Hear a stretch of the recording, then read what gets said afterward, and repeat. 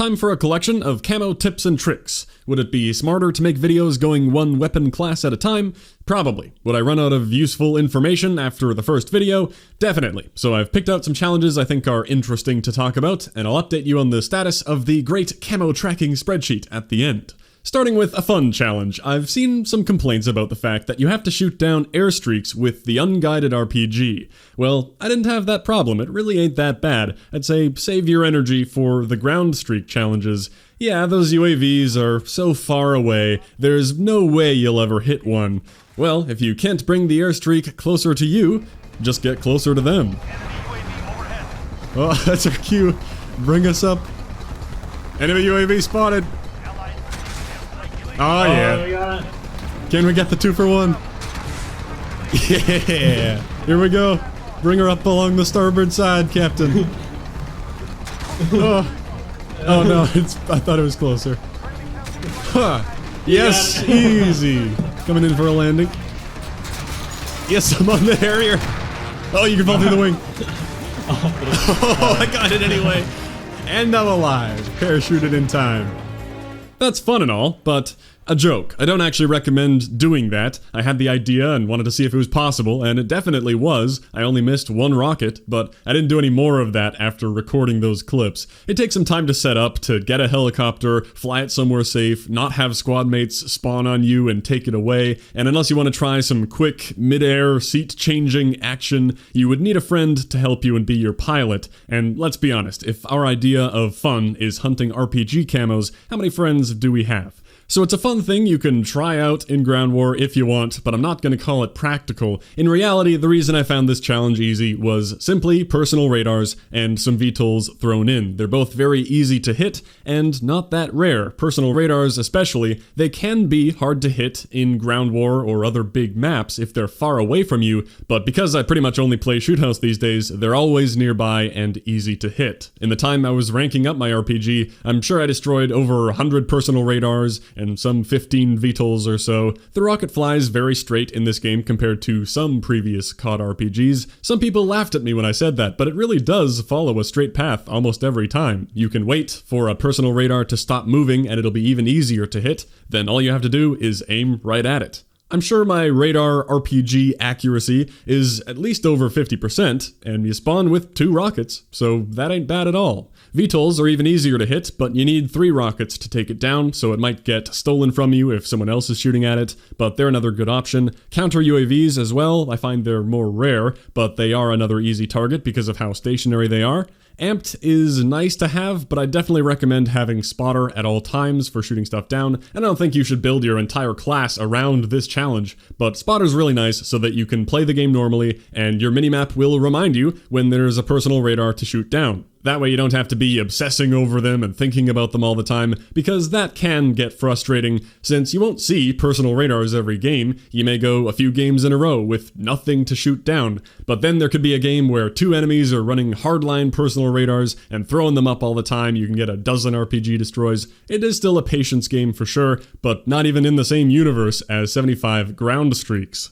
So let's talk about everything else launcher related, starting with a bit about launcher XP. For the lock-on PILA and Javelin, you could consider Ground War HQ cheese, where you just hang out in spawn with one of the infinite ammo crates, there are a couple of those in every HQ zone, and shoot stuff down, because there are typically tons of streaks being called in all the time in Ground War. This isn't very viable on the city map because of line of sight issues, but the other two, for sure. With pointsman on, you could even earn a high streak doing this, but you might not get enough score. It depends on the match, and it often takes the entire match. This isn't crazy OP or anything, it's just a nice, relaxing PvE grind in the back of the map. Some of you may be pissed at me for even mentioning it, because, I mean, streaks already tend to get shot down pretty quickly in Ground War, and also if someone on your team is trying to do the same thing, it ain't really gonna work. If you're competing with other people to shoot the same stuff down, not worth your time, especially if they're using the PILA and you're on the Javelin. They'll destroy everything way before you can. But with the Javelin, you have the option to try launching some rockets into the battlefield for kills.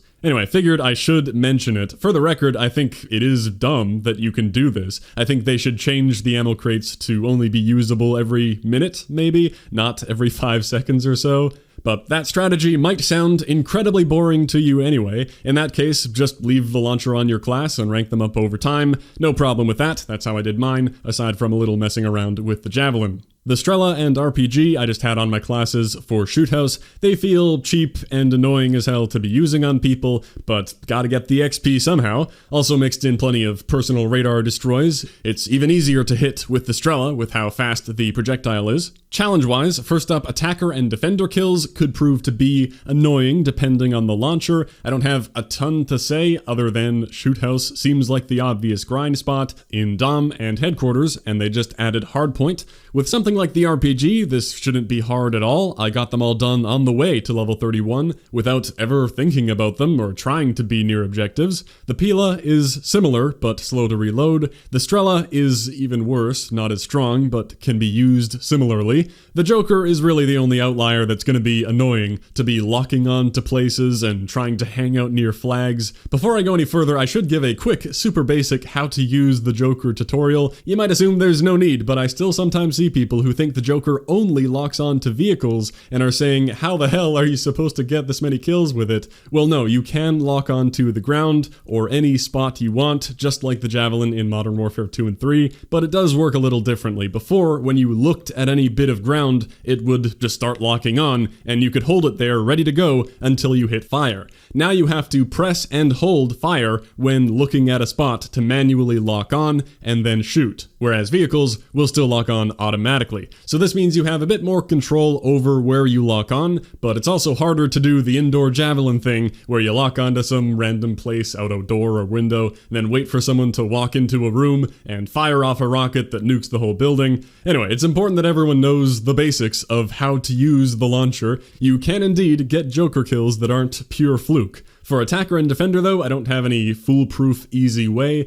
Shoot House objective modes clearly seems to be the play, as well as any other small maps they may introduce in the future, for as long as we're blessed by a 24/7 playlist. Defender is generally easier than attacker because it's easy to hang out near a flag that you own rather than an enemy flag. Locking onto an enemy occupied HQ is pretty good though. Those do seem to count for attacker. I thought ground war would be great because of the long flag cap time. You could sit on there ready to blast anyone who comes to stop you, or fire off some JOKR rockets at the quarry cliffs or at the top of buildings on the city map, for example, then hop on C. If there are people sniping up there, you can get some very funny multi-kills sometimes, but it seemed like attacker kills weren't even tracking for ground war flags, which is a major bummer. Not 100% clear on that or when it may be fixed, but back to Shoot House it is. Javelin attacker kills is kinda dumb because it's not something you really want to be aggressive with. Definitely doable, but I'll be leaving that one alone for now in case it gets a change. Speaking of leaving something until later in case it changes, ground streak time. I've spent long enough complaining about it in other videos. Now I'll just go over everything I can say about actually hunting for them. If you're crazy enough to be doing that, I know some people are. Personally, I'll be doing other things first, but let's talk about it. Shield turrets are your main target, followed by some Wheelsons and sentry guns, maybe an IAV if you play the big maps where people actually call those in for some reason. Sadly, the ground war free vehicles do not count because they are not kill streaks. The kill streak version of the IAV is a bit different. It has a time limit. Those don't, at least not yet. And finally, the Juggernaut might count. I can't even confirm that, but it doesn't really matter because of how rare it is, and you may as well try to kill it when you see one regardless. Back to shield turrets, the main one to be hunting, that weak little thing. The worst kill streak of all time, in my opinion, but thankfully you see them used sometimes due to them being needed for a few challenges, and they're only a 2 kill streak with hardline, and they're pretty darn common in care packages as well. If the person who gets it even bothers to place it down, that is. So the progress you can make on this challenge is 100% limited by how often an enemy puts one down, which happens far less often than airstreaks. The only way you can increase the number that the enemy may get would be by earning care packages that you throw at the enemy, hoping that they get a ground streak that you can then take out. That has been a strategy for certain launcher challenges in past games. You could even opt to do it in free-for-all so that you guarantee a teammate isn't going to end up taking it from you. But to everyone except the most hardcore camo grinders, I imagine that idea sounds very annoying to be doing. No doubt you'll end up giving the enemy some pretty good stuff sometimes, because for the first time ever, you can't see what streak is in your care package, which is annoying. I wish I knew if it was a shield turret or a gunship,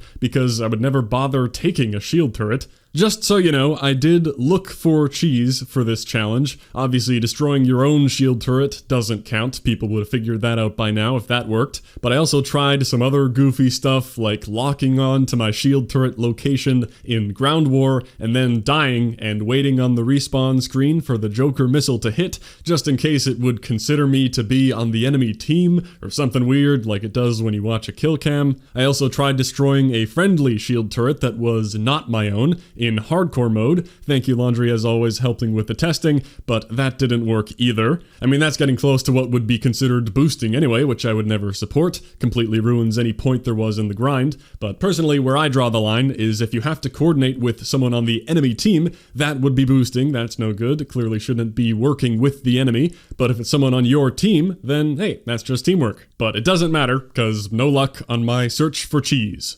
The final thing I can think of for getting there to be more ground streaks on the field would be waiting for Drop Zone. Drop Zone is a game mode that was in the datamined list of game modes that we will likely see in the game at some point. It was introduced in Modern Warfare 3 and was basically Hardpoint before Hardpoint existed, just a King of the Hill type thing, except every 15 seconds a free care package would drop on the point for the people who controlled it. And with how common shield turrets are in care packages, there may end up being many of them in that mode. Again, if the people who pick them up even bother to place them down. Maybe if it gets buffed and fixed, because it's broken in a few ways. Just an idea though, obviously we don't have the game mode yet, so I don't know, and I wouldn't expect it to be a miracle mode for the challenge even if we do get it, but that's another thing to possibly be waiting for, alongside hoping for a change to the challenge. Now when it comes to actually hunting down the shield turrets, well, they show up on the map for some dumb reason, so even if you don't have spotter, you should know where they are. As soon as I see a turret on the minimap, I'll pop open the full map to know exactly where it is and work my way over there. That seems like a bug, if anything. It's insane that they reveal their own location on top of how terribly clunky they are to deploy and use.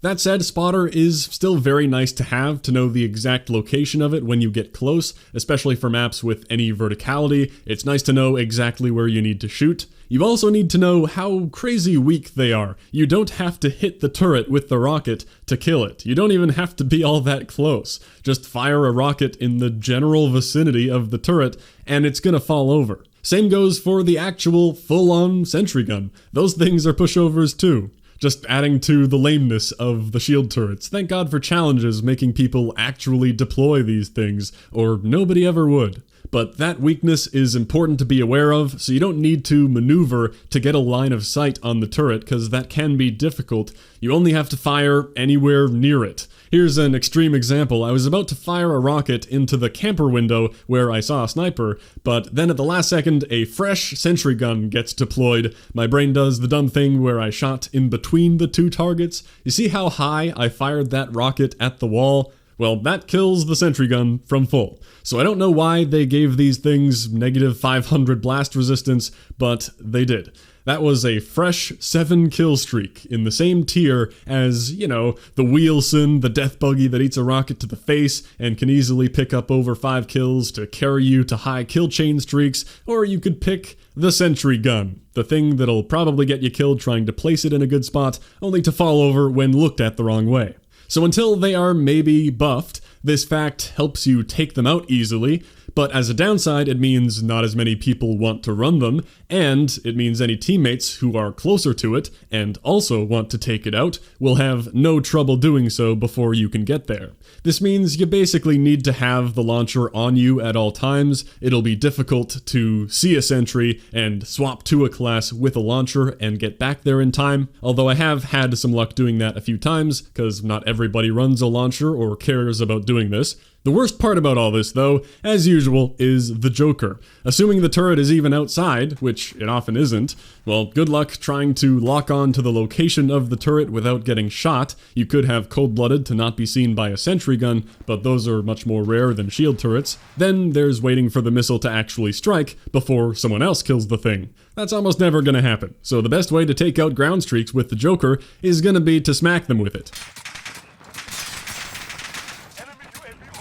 This is the exact point where it should be obvious this is not a good challenge, but yes, hitting things with a weapon almost always counts as a kill with that weapon in COD games, and this is no exception. Like I was showing before in my cheese testing, you can punch things with the javelin and it will give you credit. Same for other launchers, I suppose, if you're desperate and don't have any ammo, but this is the main realistic way to make JOKR progress, and you need to do that 75 times. Respect to the crazy people who went and threw care packages to the enemy and did all that. For us normal people, we can make a bit of progress whenever we see a turret, and keep hoping that the challenge gets some attention. And there is hope if we keep talking about it, because the Riot Shield double kills have in fact been vanquished. Thank you, Infinity Ward. It's a small change with a big impact. I also noticed my knife 3 kill streaks changed from 25 to 10. I don't know about other categories, I don't have any weapons I can check that with right now. I wasn't all that worried about the 3 kill streaks, but this change does actually matter now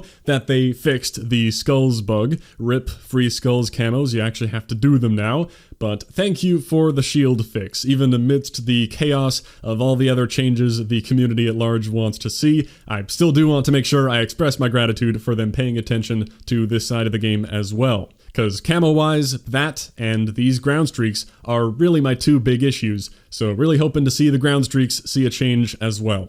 The remainder of the launcher challenges involve a whole lot of destroying and shouldn't be a big issue. Remember that the topography camo requires you to have the spotter perk on to track, and stripes requires cold-blooded, even though they still don't tell you that. Okay, I also wanted to cover a couple other challenges that may be a thorn in the side, one being mounting, maybe the most disliked regular gun challenge now, because it forces you to camp a little bit, which a lot of people don't want to be doing, and don't want other people to be doing. It's not like you're forced to post up in one window to get these kills, but even if you're moving around, you can't really be rushing. You have to stop to lean at every corner, mount at every piece of cover, and wait for someone to come by. I think the best thing you can do to help with mounted kills is to run the deployable cover field upgrade. I've been doing that from the start to help with these. It may seem obvious, but if you didn't know, you can mount on it, and it allows you to turn any spot into a mounting spot. Even something dumb, like overlooking the entire map in Ground War. I guess you could do something like that for mounted sniper kills, one of the more annoying ones. The deployable cover is really easy to use as well. It almost never gives me issues like a deployment blocked, invalid location type of thing that you might get from the dumb sentry guns, unless there really is no space for it. You can even deploy it in mid-air. It doesn't tell you no, it just slams it to the ground. Super easy to use, even in the middle of a fight sometimes, so that's appreciated. I don't think it would be helping anybody at all for me to show specific mounting spots. You can mount just about anywhere as you move around a map. That said, I found I got a lot of my mounted kills on the Meat Grinder Sea Bridge of Doom on the Quarry map back when I only played Ground War, and now that I only play Shoot House, gotta say that map is a godsend for mounted kills, just like it is for pretty much everything. Just because of the high traffic, you can mount to look down any of the lanes. You can, of course, mount on the mid-sniper line of sight, guaranteed long shots on the people on the opposite side as well. You name it, plenty of places to be doing that on Shoot House. Finally, I thought I'd mention the kills shortly after reloading used to be the most annoying challenge before the update where they fixed it and made the time window for after the reload much longer and more reasonable. Now you should make good progress just as you rank up the gun naturally. The only tip I'll give is to just have sleight of hand on your weapon at all times. Another thing that is very obvious, you do want reload speed to help you with the reload challenge. But even if you aren't thinking about the challenge at all, I find having sleight of hand on means you feel safer reloading more often, and it just leads to more free progress on the challenge. To end the video on a not super obvious note, here's an update on the camo sheet, which I like using to see how far along I am and remind myself what challenges need to be worked on without going into all the individual camo menus. I will once again include the link to make a copy of it in the description. I had a video where I explained everything about it, but I did make some changes almost immediately to how I use it. Instead of copying challenges into the boxes when I unlock them, it's way easier to just change the color of the text. I make it bright white when I unlock the challenge, meaning it's able to be worked on, or technically I make it black because I have a dark theme on right now, and then I cover it with the checkmark when it's all done. I also added an automatic percentage tracker thing, so when checkmarks are pasted in this region, it goes up. Nothing complicated, it doesn't factor in how leveled up your weapons are, or how near you are to completing a challenge or anything, has no way of knowing that. It only looks at the number of camo challenges completed, and I am currently around 20% done. Cool. That's all for this collection of camo tips. Maybe I'll do another one at some point to cover a few more things, but honestly, this feels like most of them. I could talk about some melee stuff, but I don't even know if I could help with them very much. Feel free to leave a request below, though. Thanks for watching. I'll catch you next time.